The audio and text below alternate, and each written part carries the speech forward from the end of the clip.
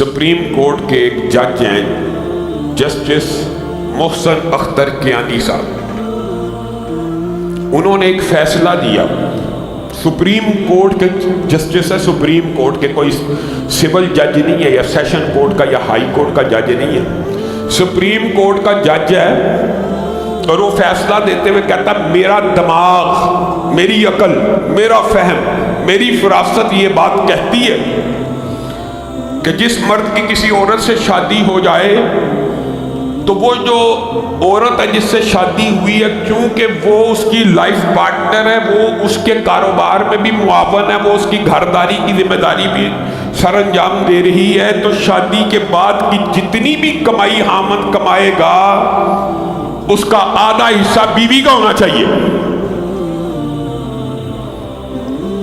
سب سے پہلی بات یہ ہے, نہایت ادب سے جسٹس محسن اختر کیانی صاحب, آپ کا دماغ, آپ کا فہم, آپ کی فراست دین بھی نہیں ہے, شریعت بھی نہیں ہے اور قانون بھی نہیں ہے.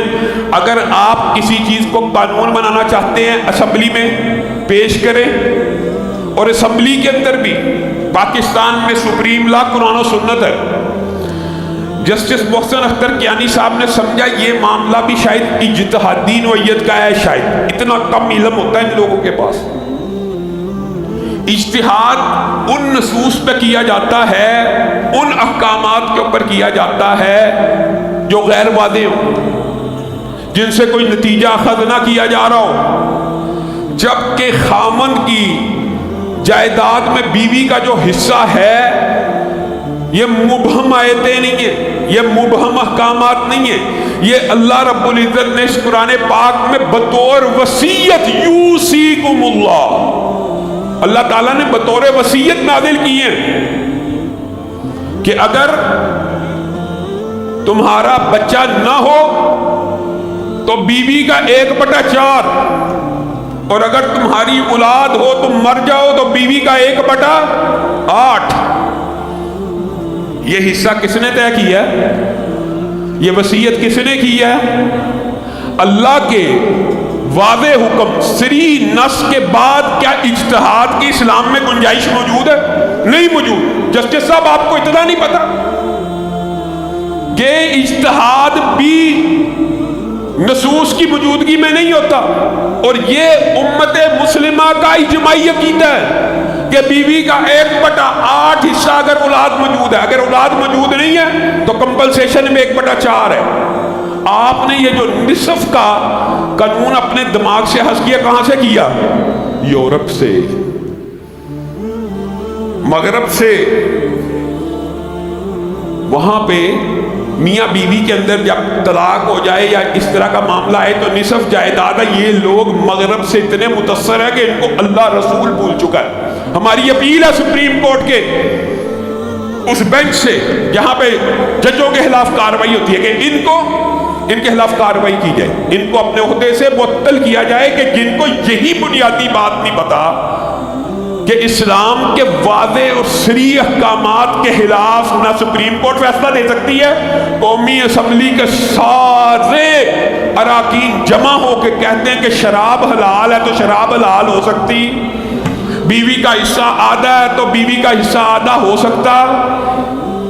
نصوص کے اوپر لا کی بھی اجازت نہیں ہوتی, یہ سپریم لا ہے, قرآن و سنت واضح ہے. فَلْيَحْذَرِ الَّذِينَ يُخَالِفُونَ عَنْ أَمْرِهِ أَن تُصِيبَهُمْ فِتْنَةٌ. جسٹس صاحب اللہ کہہ رہا ہے اللہ سے ڈر جائیے. فَلْيَحْذَرِ الَّذِينَ يُخَالِفُونَ عَنْ أَمْرِهِ, جو اللہ کے حکموں کے خلاف فیصلے کرتے ڈر جائیں, فتنے میں مبتلا ہو گئے. فتنے میں تو آپ مبتلا ہو گئے, آپ نے قرآن پاک کے واضح اور صریح حکم کے خلاف ایک آواز کو بلند کیا, اور اگلی آگے آئے یصیبہم عذاب علیم, عذاب علیم بھی ہے. یہ صرف دنیا میں نہیں ہے, یہ آخرت کے اندر بھی عذاب ہے. فلا وربک لا یؤمنون. محمد آپ کے رب کی قسم یہ ایمان نہیں لا سکتے جب تک آپ کے کیے ہوئے فیصلوں کو دل سے نہ مانیں. اگر دل میں کچی آ جائے فیصلہ مانتے ہوئے بھی بندہ کہ ہے تو اللہ اور رسول کا فیصلہ لیکن میرا دل مطمئن نہیں ہے. آپ کے سامنے ایک بنیادی مسئلہ رکھتا ہوں, حقیقت ہے. پھر لوگ کہتے ہیں مولوی سخت باتیں کرتے ہیں, اللہ کی قسم یہ بھی اجماعی امت ہے. جو قرآن پاک کی ایک واضح صریح آیت کا انکار کرے، ایک آیت کا صرف یا ایک حدیث کا انکار کرے، اس کا کیا حکم ہے؟ ہم کہیں گے تو شاید ہمارے اوپر ایلیگیشن لگ جائیں۔ ایک آیت قرآنی کے حکم کا انکار کرنا عمل میں کمزوری ہو سکتی ہے، عمل میں کجی ہو سکتی ہے، عمل میں انسان کی کمی کوتاہی ہونا الگ بات ہے، لیکن یہ سمجھنا اسلام میں نمازیں 5 نہیں ہیں، 2 سے بھی کام چل جائے گا، اسی وقت بندہ دائرہ اسلام سے خارج ہو جاتا ہے۔ اسی وقت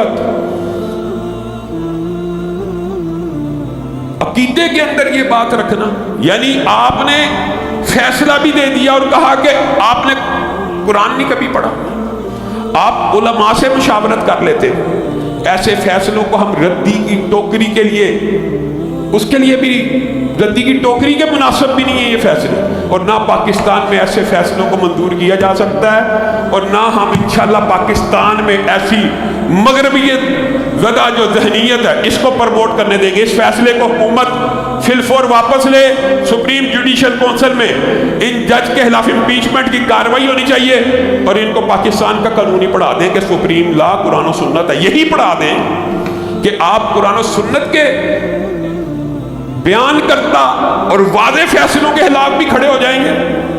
کل کو کہہ دینا کہ سود بھی حلال ہے، شراب بھی حلال ہے، یہ فیصلہ بعین ایسا ہے کیونکہ یہ اللہ نے، یہ حصہ اللہ نے آسمان سے نازل کیا، آپ اللہ سے بھی زیادہ مخلص ہو گئے ہیں عورتوں کے، یہ اخلاص کی، یہ پتہ نہیں اخلاص کی کون سی قسم ہے، جس خالق مالک نے بنایا اس کو تو تقسیم سمجھ نہ آئی، میں اتنا ذہین اور انٹلیکچوئل، مجھے سمجھ آ گئی ہے، انا للہ و انا الیہ، بند کیجیے ایسے فیصلے۔